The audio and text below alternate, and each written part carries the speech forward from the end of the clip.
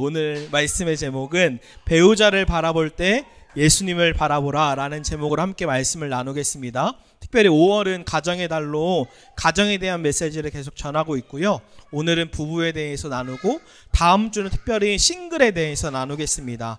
하나님과 하나 된 싱글은 아름답다라는 주제로 함께 싱글에 대해서 나누고 가정의 달을 마치도록 하겠습니다. 제 이름이 장사나인데 한자로 매산자의 강하자입니다. 산과 강, 이 이름이 지어진 계기가 있는데 저희 부모님이 실제로 산과 강을 좋아하세요.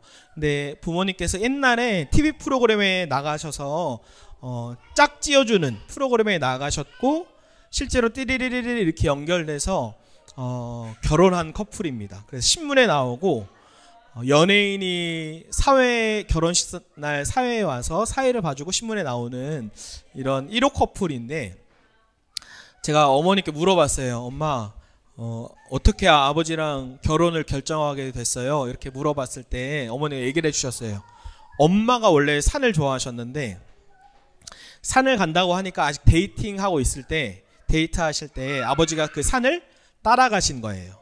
그래서 어머니랑 아버지랑 산을 데이트하시면서 오르시는데 가방이 좀 무거우시니까 엄마 가방이 무거우시니까 아버지가 뒤에서 가방을 살짝 이렇게 올려줬습니다. 한번 상상을 해보세요.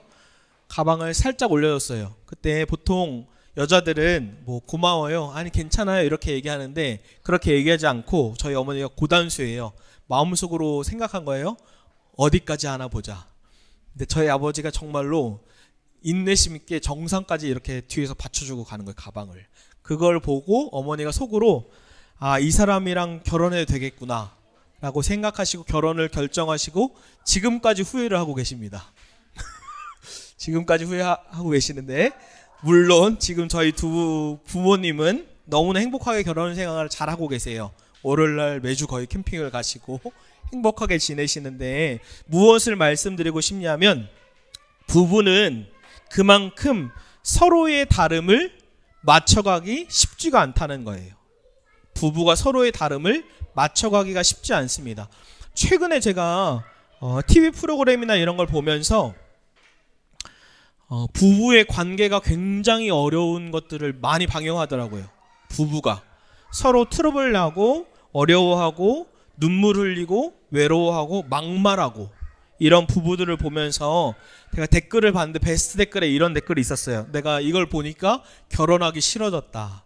거기에 최고의 베스트 댓글이었어요. 그만큼 지금의 현대의 부부들이 굉장히 고통스러워하고 힘들어하는 것이죠. 이 이야기를 들어봤을 텐데 사자와 소 이야기죠. 사자와 소가 사랑하는데 사자와 소죠.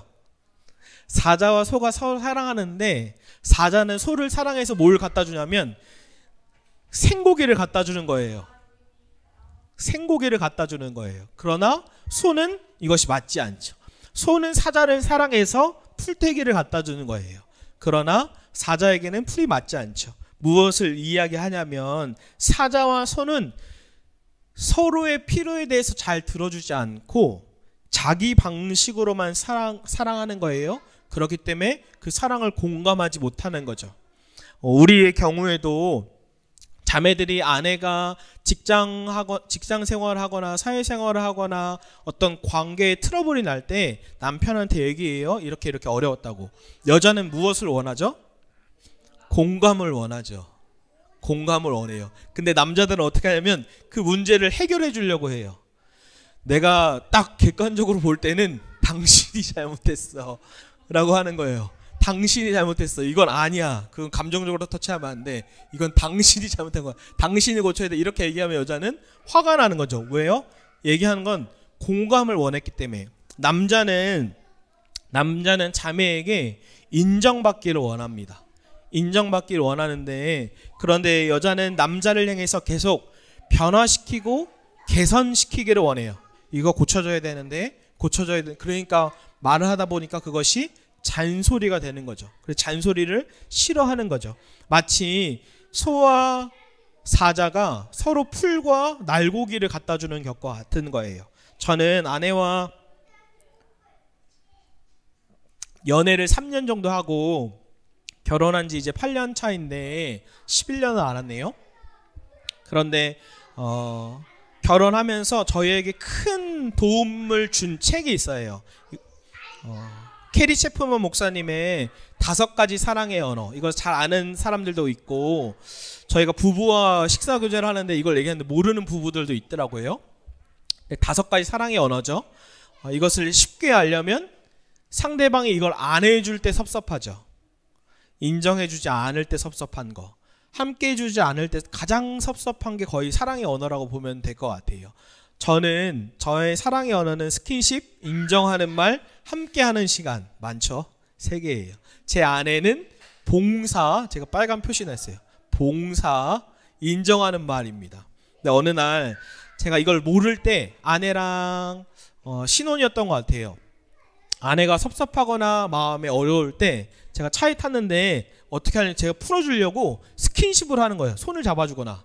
그 아내는 손을 막 이렇게 건들지 말라고 해요.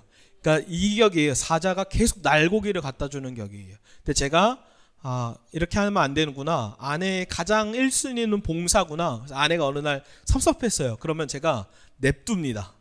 그 다음에 어디로 가냐면 설거지를 하러 가요. 설거지를 막 해요. 근데 아내가 그때 속으로 이렇게 생각했대요. 내가 설거지 해준다고 마음이 풀릴 것 같아? 했는데 마음이 풀어지는 걸 보면서 자기도 놀랐다고 얘기해요. 왜요? 제가 풀을 갖다 줬으니까요. 이렇게 서로를 알고 서로에게 인정하고 서로의 다름을 인정하고 노력할 때 다름이 오히려 복이 되는 것이죠. 그렇다면 성경은 부부에 대해서 더 구체적으로 뭐라고 말하고 있을까요? 성경은 우리 에베소 5장 21절을 읽어보겠습니다. 시작. 그리스도를 경외함으로 피차 복종하라. 우리말 성경에는 그리스도를 경외함으로 서로 복종하십시오라고 얘기합니다. 근데 이 복종이라는 단어에 민감해요. 왜 민감하냐면 이 바로 다음 22절에는 아내들이여 남편에게 복종하십시오라고 얘기하기 때문이에요. 이 복종이라는 단어에 굉장히 민감한데, 이 복종이라는 단어를 존 파이퍼 목사님이 결혼신학이라는 책에서 굉장히 잘 풀어줬습니다. 이렇게 얘기해요. 복종이란 단어는 남편을 존경하고 지지하고 아내의 은사를 따라 도우라라는 겁니다. 다시요. 복종하라는 단어는 존경하고 지지하고 은사를 따라 돕는 것, 이것을 얘기해요. 그 근거가 어디 있을까요? 이렇게 말하는 근거가 23절에 있어요. 우리 읽어볼까요? 시작. 이는 남편이 아내의 머리됨이 그리스도께서 교회의 머리됨과 같으리니 그가 바로 몸의 구주시니라. 아멘. 이것을 이미지로 표현하면 이거예요.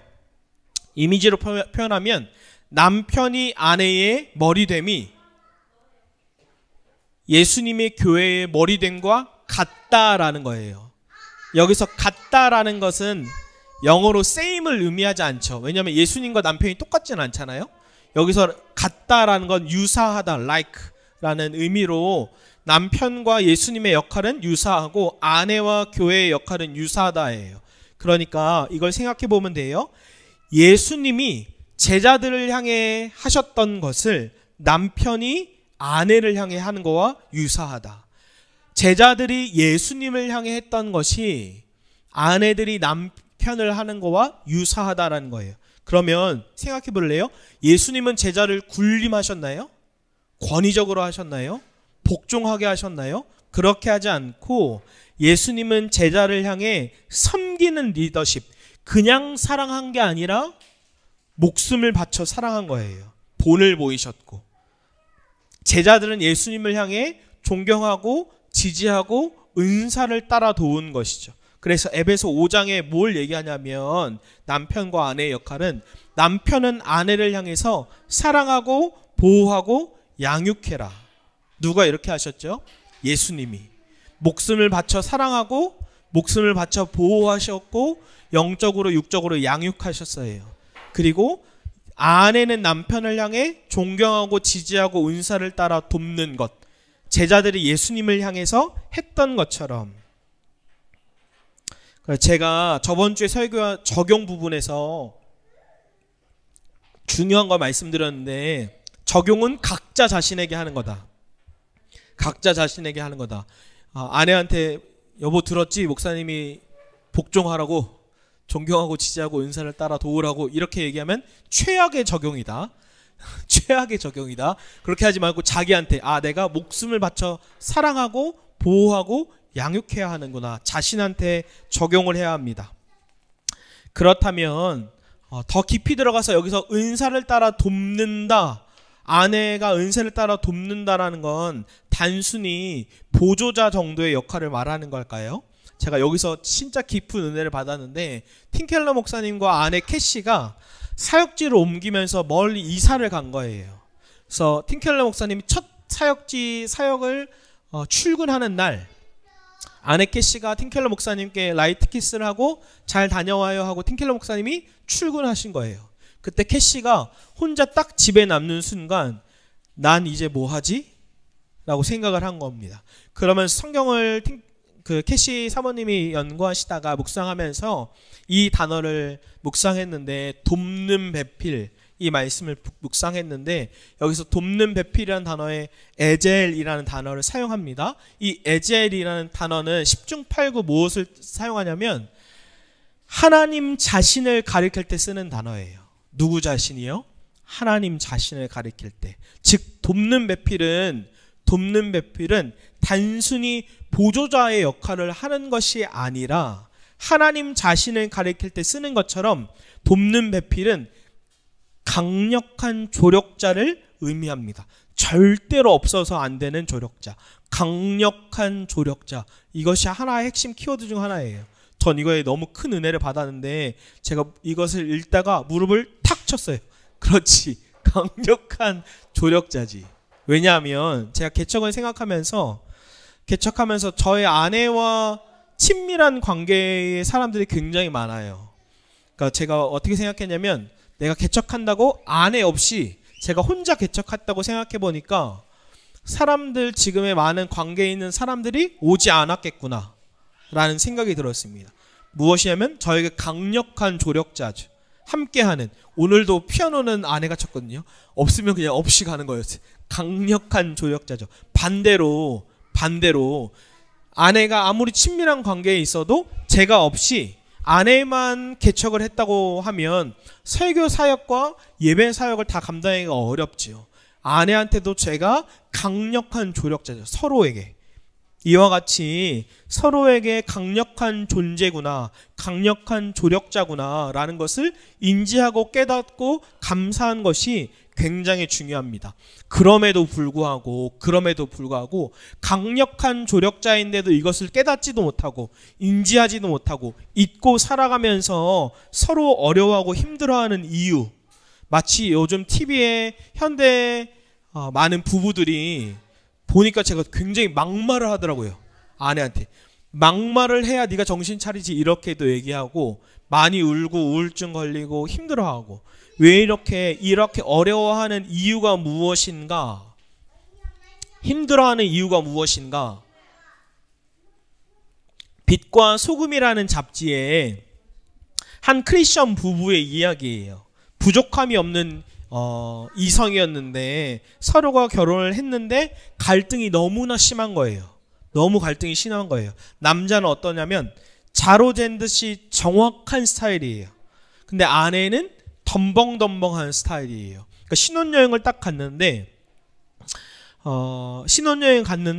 아내가 버스표도 두고 가고 결혼 예물도 잃어버렸어요.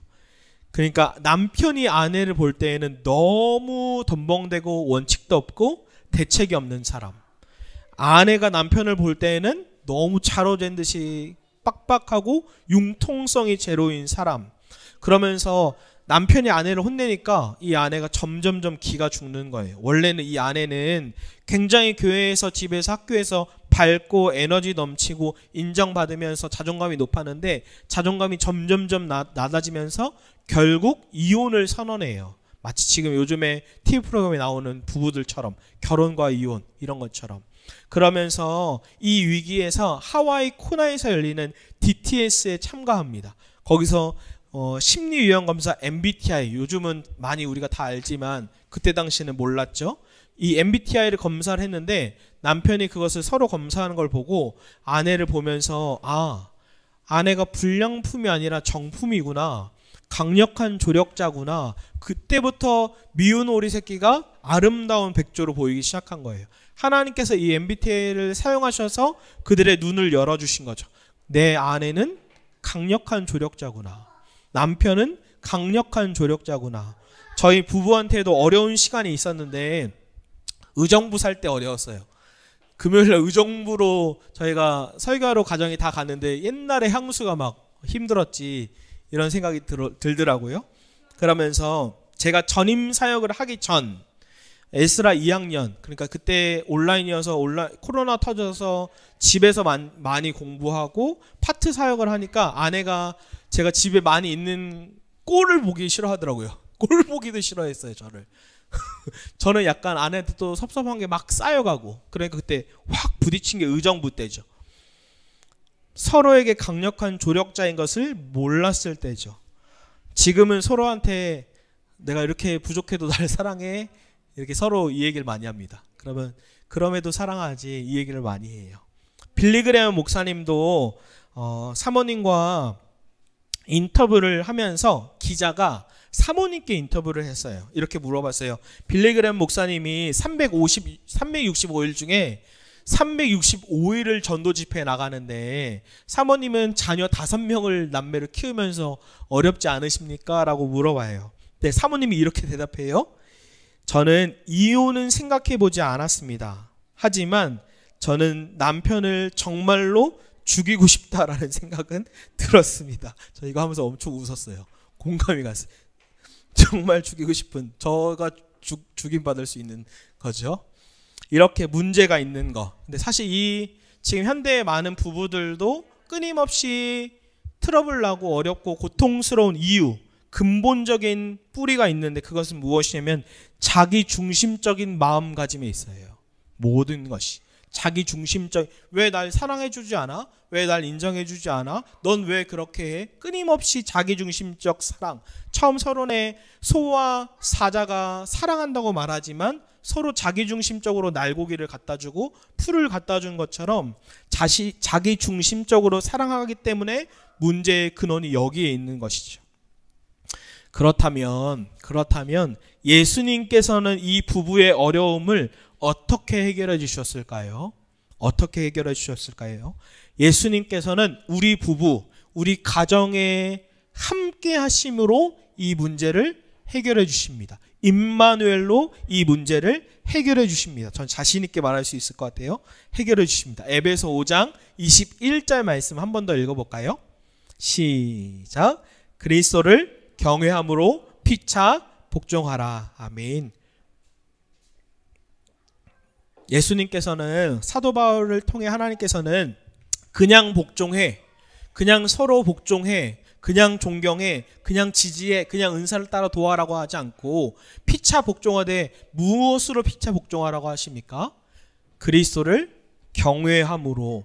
그럼 이 경외함이라는 fear이라는 단어의 의미는 도대체 무엇인가? 이게 중요한데, 경외함, 이것이 시편 25편 14절 15절에 잘 나와 있어요. 우리 같이 읽어볼까요? 시작. 여호와의 친밀하심이 그를 경외하는 자들에게 있으며 그의 언약을 그들에게 보이시리로다. 내 눈이 항상 여호와를 바라보면 내 발을 그물에서 벗어나게 하실 것이미로다. 아멘. 여기서 경외하는 자들에게 하나님의 친밀함이 있다고 하는데, 이 경외함은 무엇이냐면 내 눈이 항상 여호와를 바라보는 거예요. 즉 경외함은 단순히 하나님을 두려워하는 것을 뛰어넘어서 신전의식, 라틴어로 코람데오, 하나님 얼굴 앞에 늘 살아가는 것이다 라고 다윗이 얘기하는 것. 경외함이란 단순히 하나님 두려워요 라고 하는 것이 아니라 진짜 신전의식으로, 코람데오로 여호와를 항상 바라보는 것. 그래서 오늘의 핵심 메시지는 이거예요. 배우자를 바라볼 때 함께 계시는 예수님을 바라보는 것이 이거예요. 남편을 바라볼 때 예수님을 함께 바라보는 거예요. 아내를 바라볼 때 예수님을 함께 바라보는 거예요. 부모님을 바라볼 때 낯선 사람일지라도 예수님을 함께 보는 거예요. 자녀들을 바라볼 때 얼마나 속썩이고 힘들 때가 많아요. 막 진절머리 날 정도로. 그때 예수님을 함께 바라보는, 어저께 거의 번아웃이더라고요. 막 힘이 다 피곤하고 양치하고. 근데 하민이는 막 말을 안 들어요. 그때 치카치카 하기 전에 그렇지 예수님 하고 해줬어요. 그렇듯이 배우자를 바라볼 때 예수님을 함께 바라보는 것이죠. 왜 이게 중요하냐면 행복의 원천이 예수 그리스도께 있기 때문이에요. 행복의 원천이 예수 그리스도께 있기 때문에 그 가정에 함께 계시는, 가정에 거니시는 예수님을 함께 바라볼 때에 우리의 가정이, 우리의 부부 관계가 불행하고 어려울 때에 불행에서 행복으로 바뀔 수 있는 것이, 이것이 부부의 진정한 구원입니다. 부부의 진정한 구원. 그렇게 고통스럽고 꼴도 보기 싫은 그 부부가 아내를 바라볼 때 예수님을 함께 볼 때 바뀌는 것이, 행복으로 삶이 바뀌는 거예요. 그래서 스텔리 존스 선교사님은 인도 선교사님이신데 인도를 거니시는 예수님이라는 책을 쓰셨어요. 우리에게 적용하면 이거예요. 가정을 거니시는 예수님. 아내를 볼 때 예수님을 함께 바라보는 것. 제가 아까 말씀드린 의정부에서 아내와 어렵고 힘들었고 화를 냈을 때 한번 상상을 해보세요. 만약에 성도님 한 분이 저와 가정에 같이 있었다면 제가 화를 냈을까요? 내지 않았겠죠. 반대로 여러분이 화를 냈을 때 목회자가, 목사가 같이 있었다면 화를 냈을까요? 그렇지 않았겠죠. 이것은 무엇을 얘기하냐면 제가 가정에서 함께 거니시는 예수님을 바라보지 않았다는 거예요. 함께 계심을 실제로 믿지도 않았다라는 거예요. 제가 제자훈련 하는데 한 성도님께서 남편 때문에 굉장히 힘들어 하더라고요. 그런데 이 남편과 더 많은 시간을 갖게 되는데 이 제자훈련 하면서 남편을 바라볼 때 예수님을 함께 바라보신다고 하셨어요. 그러니까 자기가 원래 분노하고 화내고 막 이러는데 이것이 통제가 되더래요. 이게 너무나 신기하더래요. 그러면서 남편을 볼 때 예수님을 함께 바라보니까 통제되고 부부 사이가 굉장히 좋아지고 행복해지더라 라고 얘기해 주셨어요. 열쇠가 여기 있는 거죠. 근데 제가 이 말씀을 준비하면서 고민이 있었는데 나는 이렇게 잘 못 사는 것 같다라는 생각이 들었어요. 가정에 거느시는 예수님을 잘 못 보는 것 같다. 아내를 볼 때 예수님을 함께 못 보는 것 같다. 특별히 자녀를 볼 때 예수님을 함께 못 보는 것 같다. 이런 생각이 들었는데 아내한테 이 얘기를 하니까 저한테 격려를 줬어요. 오늘부터 하면 되지. 오늘부터 하면 되지. 저한테 그 말이 굉장히 격려가 됐어요. 위로가 됐어요. 그렇지. 지금부터 하면 되지. 지금부터 아내를 볼 때 예수님을 함께 보면 되지. 그래서 제가 혼자 여기서 묵상하면서 송을 볼 때 예수님을 함께 보고, 건우를 볼 때 예수님을 함께 보고, 홍이를 볼 때 예수님을 함께 보고, 아내를 볼 때 예수님을 함께 보고, 이것을 적용한 겁니다. 예수님이 함께 계심이 지식이 아니라 실제로 믿어져야 하는데, 제가 화요일날 선한목적에서 하는 워위지, 워십 위드 지저스 청년 예수동의 운동 거기서 하는데, 제가 거기서 인사이트를 받아서 한 달에 한 번 위드 워십을 하는 거거든요. 근데 제가 거기에 이번 주 화요일날 아내 배려를 받고 갔어요. 차를 타고 가는 길에 기도하면서 가는데 옛날에 한 사건이 생각이 났어요. 제가 전도사 때였던 것 같아요. 그때도 워위지를 갔는데 집회를 다 하고서 둘씩 짝지어서 나누세요 라고 얘기하시는 거예요. 그때 옛날에. 그때 제가 한 자매와 나눴어요. 지금 얼굴도 기억이 안 나는데 이 자매가 막 예수님을 믿기 시작했을 때, 동시에 막 예수님과 동행하기 시작했을 때였어요. 저랑 나누면서 뭐라고 얘기하냐면, 저는 예수님이 저와 함께 계심이 그 실제가 지금 앉아있는 이 의자처럼 느껴져요 라고 얘기하는 거예요. 이 의자가, 여러분도 혹시 의자에 앉아있다면 이 의자가 지금 실제 하는데 의식을 하지 않으면 이 의자가 느껴지지 않죠. 근데 그 자매가 의자가 실제하는 것처럼 예수님이 느껴져요. 저에게 실제예요 라고 얘기하는 순간 제가 그때 앉아있을 때 의자가 뜨끈뜨끈해지는 것 같았어요. 실제하죠. 의자는 실제하죠. 그러나 의자를 생각하고 바라보지 않으면 의식하지 못하는 것처럼 의자처럼 예수님이 실제하시고 자신은 예수님께 완전히 몰두되어 있는 상태다라고 얘기하는 거예요. 전 그게 생각이 났어요. 그렇지. 가정에도 함께 거니시는 예수님이 실제이고 이 의자를 생각할 때에 의자가 뜨끈뜨끈해진 것처럼 예수님을 바라보고 생각할 때에 예수님이 분명해지고 우리의 부부의 관계는 행복해지고 우리의 가정은 행복해지는 거지. 자, 이제 말씀의 결론을 내리겠습니다. 여러분 혹시 이 나의 해방일지를 보시나요? 네, 좋아하시는 분들이, 저는 보지는 않는데 짤로 모아서 봤고 아내가 좋아해서 저한테 얘기해줬어요. 이 나의 해방일지를 쓰기 전에 김혜영 작가가 나의 아저씨를 썼는데 이 나의 아저씨 전 굉장히 재밌게 봤거든요. 탁월하더라고요. 굉장히 탁월한데 여기서 연미정 역할로 김지원이 나오고 구씨 역할로 손석구가 나옵니다.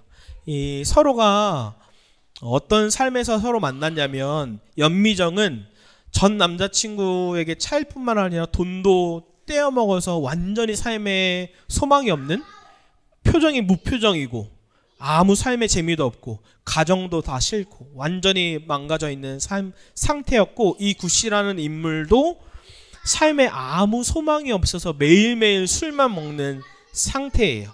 그 상태에서 서로를 만나서 명대사가 나오죠. 날 추앙하세요. 전 추앙하세요 단어가 무슨 의미야 해서 사전을 찾아봤어요. 이렇게 써 있어요. 추앙하다, 높이 우러러보다 라는 의미예요. 높이 우러러보다, 서로를 우러러보는 거죠. 그래서 추앙하세요, 이 드라마의 내용을 보니까 무엇이냐면 나를 있는 모습 그대로 인정해주고 사랑해주세요. 나를 당신으로 가득 채워주세요 라는 의미가 많더라고요. 왜냐하면 사람들은 서로 조건을 보고 사랑하는데 있는 모습 그대로를 사랑하고 충만할 수 있도록. 그래서 어떤 평론가는 기독교적인 메시지로 완전인 바닥의 인상에서 해방되는 것, 그래서 서로에게 구원이 되는 것, 그리고 완전한 만족을 느끼는 것, 이런 얘기를 해줬어요. 저는 이걸 보면서 생각이 났는데, 서로 사람이니까 불완전하죠. 그러나 우리를 진짜 해방케 하시고 부부의 관계, 삶의 어려움에 진짜 해방케 되게 하고 완전한 구원, 완전한 만족, 완전한 추앙, 사랑으로 가득 찰 수 있는 분이 예수 그리스도구나. 그 예수 그리스도, 아내를 볼 때, 예수님을 함께 바라볼 때, 예수님께 흠뻑 빠져 있을 때 나의 삶이 행복해지고 변할 수 있구나. 제가 이 말씀을 준비하면서 저에게 질문했어요. 나는 그래서 지금 부부의 관계가 행복한가? 그냥 행복하다고 안 쓰고 너무 행복하구나. 저만 행복할 수 있잖아요. 그래서 두렵지만 아내한테 물어봤어요. 여보, 커피를 둘이서 마시면서 여보는 결혼해서 부부의 관계로 행복해? 라고 물어봤을 때 아내도 그냥 행복하다고 얘기해주지 않고 너무너무 행복해. 예수님과 친밀하게 더 동행하게 된 것도 행복하고 오히려 나는 연애할 때가 힘들었어. 이렇게 얘기해서 제가 엄청 웃었어요. 근데 전 감사했어요. 나는 행복한 남편이구나. 그래서 자신 있게 가정에 거니시는 예수님을 바라볼 때 행복한 부부가 될 수 있다. 그래서 적용으로 가정에 거니시는 예수님을 바라보시기를 주님의 이름으로 축복합니다.